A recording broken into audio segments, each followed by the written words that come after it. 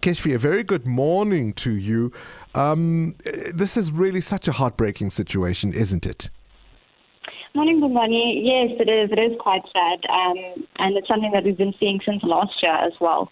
It is quite a heartbreaking situation to be faced with. Give us a sense of the extent of the problem. What are the numbers that you are seeing? Well, the numbers would vary according to each society, so they would be able to give you the exact numbers. But we definitely have seen an increase in the amount of animals that have been surrendered as a result of unemployment or pay cuts, for that matter. So the main two reasons that we are seeing animals being surrendered is unemployment or not being able to afford them, and then also people having to relocate. And that can also go hand in hand with COVID, because I think people may have lost their homes. It's not far-fetched to say that, it's had such a severe impact on some people that they can't stay or they can't afford to keep their homes anymore. So they've had to relocate to other places where they can't keep pets. Look, I said earlier that one of the things you need to think about, much like you might when you are thinking in terms of your family planning, right? If you're going to get a pet, you've got to consider the worst case scenario as part of how you come to that decision.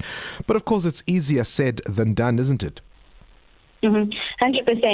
I think one of the things that people make the mistake of thinking is when you get a pet, you only need to worry about the animal's food and water, which seems easy, but it's not just that. I think where people feel the pinch the most is when it comes to the medical care of the animal, which is essential to the well-being of that animal. And sometimes veterinary bills can be very expensive, and that's where people or they don't seem to think that, the animal will get sick, or they ignore when the animal gets sick, which is very bad. Or injured. Exactly.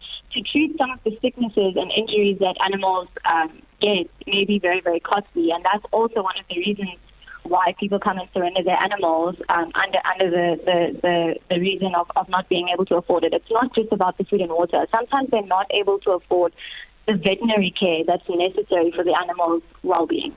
Current events, developing stories, tough questions, your voice making a difference.